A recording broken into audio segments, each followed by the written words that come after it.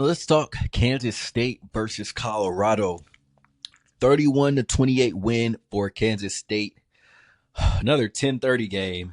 I think it was the Tennessee Florida game went into OT, so it was a late transition to getting to that game, but man, it was kind of like I said, Colorado, or say every week, they are must see TV. And I was very interested in seeing this matchup. To set the stage, it was kind of like you got a ranked team with Kansas State, and then you got Colorado, who's playing well and playing better than a lot of people thought. And so I was curious to see how they matched up. Like, we saw that they got completely destroyed by Nebraska earlier in the season, but then they upset UCF. And so it's just kind of like, okay, like, and not, 4-1 football team. Let's see how they match up. We can't, tough to say how good or bad Colorado is right now. And, Kansas State offense kind of took a little bit to get going there. But they eventually were able to pull away with a two possession lead, 21-7. DJ Giddens was the player of the game for Kansas State. Colorado's defense had no answer for him. I mean, he was running amok on that field. And he just ran angry. He ran like he was pissed off, and it was like every play he didn't seem like much of a talker and much of a showboater. He would just run the football angrily and then get up and go back into the huddle. It was like just a dominant performance from him. He really controlled the game and helped lead Kansas State to that win. 25 rushes for 182 yards, just dominant. Um, One of the shockers and letdowns really was Travis Hunter getting hurt in the middle of the game. I believe they said he hurt his shoulder and he was unable to return. And that kind of just hurt the any momentum at that point for Colorado. And you start seeing Kansas State extend that lead to that two possession lead, and it was you're wondering, like, is this getting ready to get ugly? But in Colorado fashion, they make a furious comeback and end up taking the lead late in the fourth quarter to go up 31-28 here. Uh, Unbelievable comeback from Colorado. The thing with Colorado is their offensive line, man. It feels like they run a lot, and partly because they just don't trust their running game. They don't have a solid running game to kind of take some of that pressure off of Shador.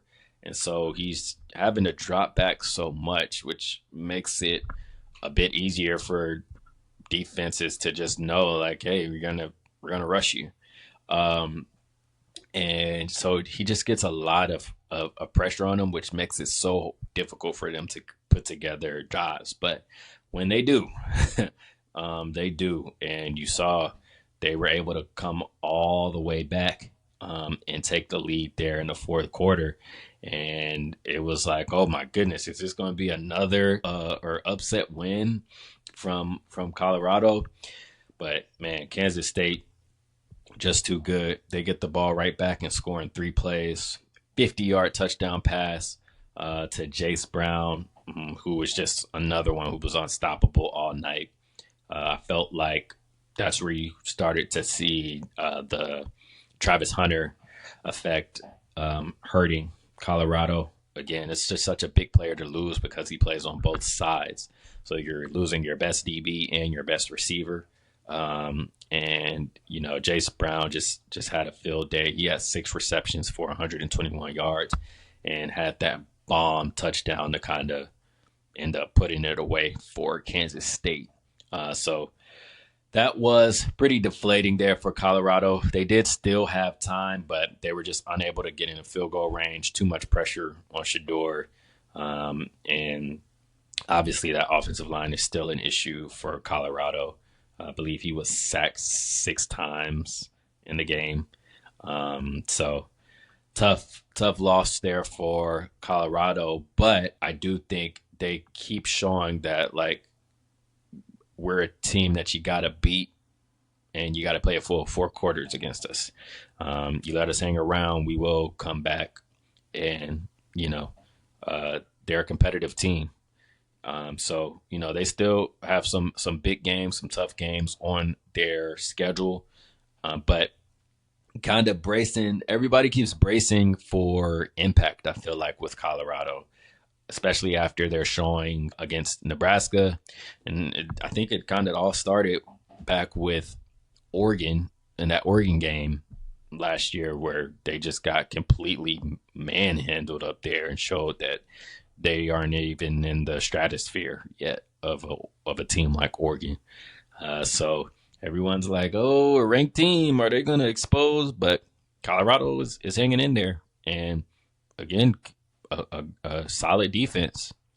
So hopefully they can get Travis Hunter back. I haven't heard any updates, but that's something they're definitely going to need. And then for Kansas State, what's next? It's they kind of played as expected.